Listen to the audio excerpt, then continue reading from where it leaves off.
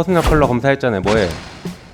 그건 제가 검사한 게 아닙니다. 뭐 나왔어요? 그날은 됐습니다. 그러면 취업박람회에서 자, 취업박람회에 한번 저기 PPT 취업하는 보여주시죠. 젊은이들을 행사를 궁금하지 참석한 않으니까 겁니다. 됐어요. 최상목 부총리 휴대전화 교체한 적 있어요, 없어요? 없습니다. 유심칩 바꾼 적도 없습니까? 없습니다. 최상목 증인에 대해서는 핸드폰 기기를 많이 바꿨어요. 지금 제가 핸드폰 기기를 계엄 이후에 바꿨냐고 말씀하셔서요. 고장이 났기 때문에 바꾼 건 맞습니다만 제가 왜 거짓말이에요, 여기서? 자, 의원님들 조용히 계시고요. 자, 아니 다른 분들 조용히 하세요. 이분은 오해를 불러일으켜 들어서 그 부분은 제가 송구스럽게 생각합니다. 먼저 분명하게 말씀드립니다. 최상목 부총리 네. 퍼스널 컬러 뭡니까? 퍼스널 컬러 검사했잖아요. 뭐예요? 그건 제가 검사한 게 아닙니다. 뭐 나왔어요? 그날은 됐습니다. 그러면 취업박람회에서 자, 취업박람회에 한번 저기 PPT 취업하는 보여주시죠. 젊은이들을 행사를 궁금하지 참석한 않으니까 겁니다. 됐어요. 자, 12.3 비상계엄 내란 이후에 대통령실 참모진 휴대전화를 이렇게 많이 교체했네요. 대부분 다 교체한 것 같습니다. 왜 교체했는지 모르겠어요. 다음 보여주시죠. 거기서 그치지 않아요. 보면 정부 인사들 박성재 법무부 장관 2번, 김용현 3번, 조지호 청장 2번, 이완규 법제처장 저 앞에 있는 사람 한 번. 왜 이렇게 교체합니까? 이게 다 증거인멸 아닙니까? 자, 최상목 부총리 휴대전화 교체한 적 있어요, 없어요? 없습니다. 유심칩 바꾼 적도 없습니까? 없습니다. 좋아요. 자, 그리고 김선택 교수님 잠깐 나와주시죠. 보면 일단 마용주 대법관 미임명부터 잠깐 말씀드려볼게요. 이 마용주 대법관 같은 경우에는 윤석열 대통령이던 당시였던 11월 26일 날 제청을 했고 국회에서 12월 27일 날 동의했습니다. 그러면 바로 임명해야 되는 거 아닙니까? 뭐 당연합니다. 네, 근데 그것을 또 임명하지 않고 뭐 여야 합의 뭐 이런 얘기 또 제대로 하지 않더라고. 거기에 대해서 계속 임명하지 않고 있었던 것은 헌법 위반 아닙니까? 네, 위헌입니다. 네, 맞습니다. 자, 그럼 마은혁 재판관 미임명 부분을 한번 보겠습니다.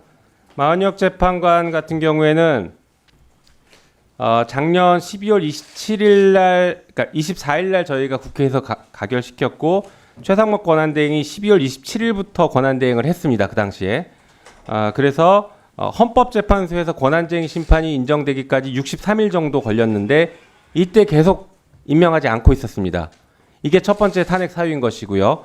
두 번째가 헌법재판소가 선고한 2월 27일부터 권한대행을 그만뒀던 3월 24일까지 25일 동안, 다시 말해서 헌재 결정이 있은 이후부터 25일 동안 또 임명하지 않고 있었습니다. 이 두 가지 행위 다 위헌 위법이라고 볼 수 있습니까? 네, 특히 중요한 부분이 2월 27일에 네. 헌법재판소가 권한쟁의 심판에서 그 미임명, 그러니까 마은혁 재판관 후보자 미임명일 뿐만 아니라 선별 미임명이었습니다. 단순한 미임명보다 선별 미임명이 더 중요한 문제고요. 왜 그러냐면 실질 심사를 했다는 이야기가 되기 때문에 훨씬 중요합니다. 그리고 또 2월 27일에 이미 헌법재판소에서 그 선별적 미임명 행위가 구체적인 헌법상의 자기의무 위반이라고 이미 선언을 했습니다. 그러니까 위헌이라는 걸 충분히 인식할 수 있었음에도 불구하고 그 후로 25, 6일간 계속해서 그런 위헌 상태를 방치한 것은 명백합니다. 그래서 그 위헌이라고 저는 생각하고 있습니다. 네, 탄핵 사유가 되는지 안 되는지는 뭐 나중에 최종 헌재에서 결정하겠지만 교수님께서 보실 때 이 정도면 충분히 공직자로서 탄핵을 시켜야 헌정 질서를 바로 세울 수 있다라고 보십니까? 네, 뭐 우리 탄핵 사유가 근데 우리 헌법상으로는 위헌 위법한 뭐 행위만 있으면 탄핵이 되도록 되어 있는데 맞습니다. 헌재가 이제 중대성 요건을 새로 만들어 쓰고 있기 때문에 그렇죠.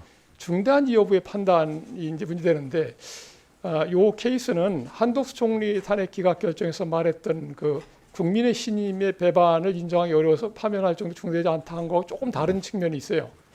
요 2월 27일 헌법재판소에서 권한쟁의에서 위헌 행위를 결정한 것 이후에 계속해서 그 임명하지 않고 있었던 행위는 국민 신임 배반의 관점이 아니고 헌법소의 관점에서 중대하다고 판단할 수 있는 여지가 충분히 있습니다. 그래서 저는 이것이 탄핵 소추가 의결되면 탄핵 인용이 될 확률도 높다고 생각합니다. 네, 저도 그렇게 생각하고 있습니다. 자, 그리고 하나 더 질문 드려볼게요. 이번에 한덕수 총리가 그 헌재 재판관 2명을 권한대행임에도 불구하고 대통령목 2명을 지명을 했습니다. 이것도 헌법 위반이라고 보는데 어떻게 보십니까? 여기서 중요한 부분이 하나 있는데요. 그 대통령이 그 탄핵을 당해서 직무가 정지돼 있을 때 권한대행하고 이 이제 그 탄핵이 인용돼서 파면된 이후에 고리 상태의 권한대행은 조금 성격이 다릅니다. 이 직무 정지돼 있을 때는 언제든지 대통령이 복귀할 수 있기 때문에 그 대통령이 종래의 인사나 정책의 기조를 바꿀 수 없습니다. 그 현상 유지가 중요한데, 근데 대통령이 파면돼서 고리됐을 경우에는 그 문제가 아니고 이제 이 정부는 과도적인 관리 정부가 됩니다. 그래서 앞으로 60일 내에 어떤 정부가 들어설지 모르기 때문에 정치적 중립성이 굉장히 중요한 원칙이 되는 겁니다. 대통령 권한대행은 원래 필요성 원칙, 한시성의 원칙, 필요성의 원칙, 정치적 중립성의 원칙이라는 세 가지 원칙 하에서 대통령 권한대행이 권한 행사를 판단해야 되는데, 현재 우리나라에서의 네, 지금 정리해 이 주세요. 정부는 케어테이커 가버먼트입니다. 케어만 하는 거예요. 그리고 어떤 정부가 들어설지 모르기 때문에 정치적 중립성을 철저히 지켜야 한다 이렇게 생각합니다. 네, 수고하셨습니다. 최상목 장관, 네, 방금 김영민 의원 질의에 핸드폰 교체한 적이 없다 이렇게 답변하셨죠? 네 그렇습니다. 자, 그런데 장경태 의원실에서 휴대폰 기기 변경 내역 제출을 하라 하는 자료 제출을 했고 요구를 했고, 그래서 조기용, 오영주, 이주호, 심우정, 윤인대, 박종준, 최상목 핸드폰 기기 변경 내역을 자료로 받았나 봐요. SK텔레콤으로부터. 제가 위증이 됐었기 때문에 확인하는 겁니다. 이주호 증인 뒷번호가 6031이고 2022년 8월 16일 날 갤럭시 와이드 4에서 갤럭시 S22로 바꿨죠? 네. 예, 그렇게 지금 자료가 와 있습니다. 최상목 증인에 대해서는 핸드폰 기기를 많이 바꿨어요. 근데 최근 것만 제가 말씀드리면 2024년 6월 24일 갤럭시 Z 폴드 5에서 갤럭시 S24 울트라로 바꿨고, 이것을 계엄 직후인 2024년 12월 7일 날 갤럭시 S24 울트라에서 갤럭시 Z 폴드 6로 바꿨다는 SK텔레콤의 답변이에요. 근데 지금 본인은 핸드폰 기기를 바꾸지 않았다, 이렇게 지금 왔거든요. 이게 이제 장경태 의원실에서 이번 탄핵조사 청문회를 위해서 SK텔레콤한테 자료 제출을 요구를 해서 받은 답변 자료입니다. 그러면 최상목 증인은 바꾸지 않았다라고 지금 말하고 있는 것이고, 이 자료는 바꿨다. 이 2024년 계엄 직후인 12월 7일 날 이렇게 바꿨다라는 자료를 제가 지금 확인하고 있는데, 이 자료가 잘못된 겁니까? 지금 제가 핸드폰 기기를 계엄 이후에 바꿨냐고 말씀하셔서요. 고장이 났기 때문에 바꾼 건 맞습니다만 제가 계엄 이후인지는 네 그래서 분명한 거는 핸드폰 기기를 과거 거다 다 가지고 있습니다. 네 그렇습니다.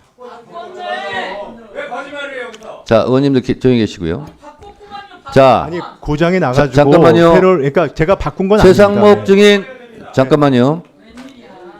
김영민 의원의 질의에 핸드폰을 교체한 적 있냐? 없다라고 답변한 것이 맞죠? 네 맞습니다. 자, 그리고 제가 그 이상해서 이 자료에는 계엄 직후인 2024년 12월 7일 날 갤럭시 S24 울트라에서 갤럭시 Z 폴드 6로 바꿨다고 장경태 의원이 이 자료를 가지고 있는데, 그래서 제가 확인하면서 이상해서 물어보는 거예요. 그래서 제가 바꾼 적이 없냐 그랬더니 지금은 바꾼 적 있습니다, 이렇게 답변했어요. 그러면 기회를 제가 드리겠습니다. 이건 분명한 위증이에요. 그런데 국회법에 보면 위증을 했다 하더라도 지적을 받고 맞습니다, 제가 위증을 했습니다, 그리고 이 부분에 대해서 용서해 주십시오 하면은 그 위증죄를 사할 수 있다는 조항이 있습니다. 그 조항을 적용받겠습니까? 국회법에 그런 조항이 있습니다. 네.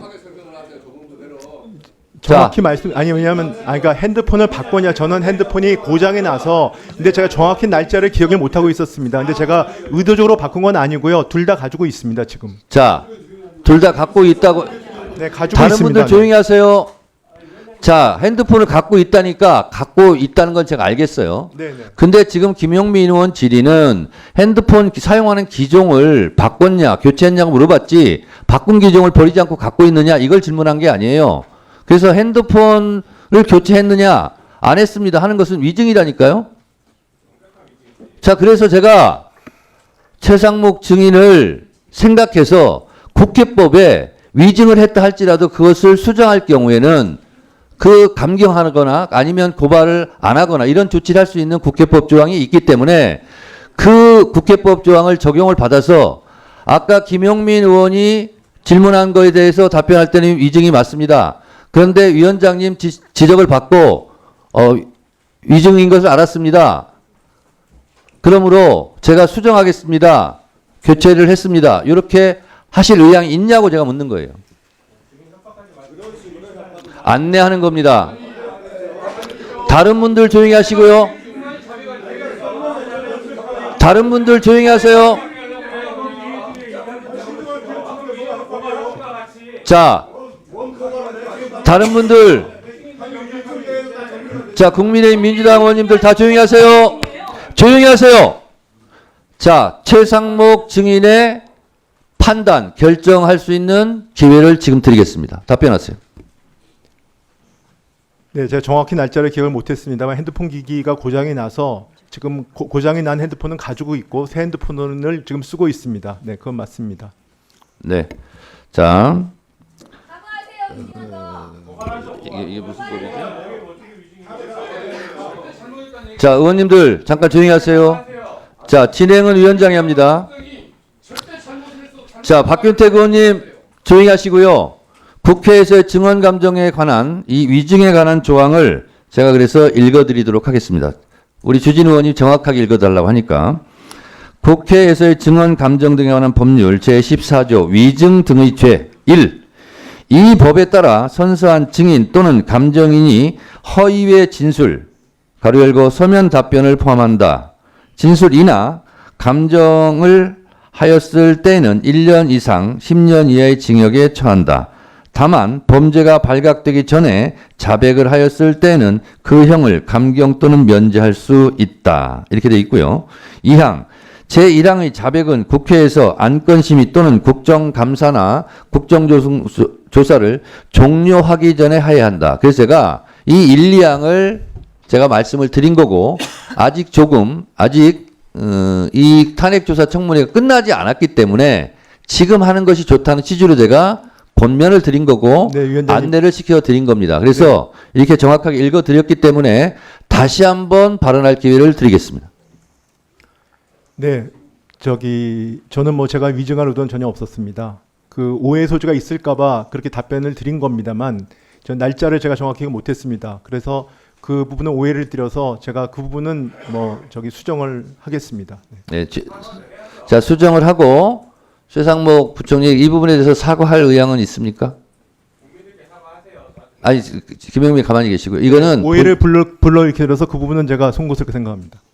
네, 하여튼 발언 기회를 제가 충분히 드렸습니다.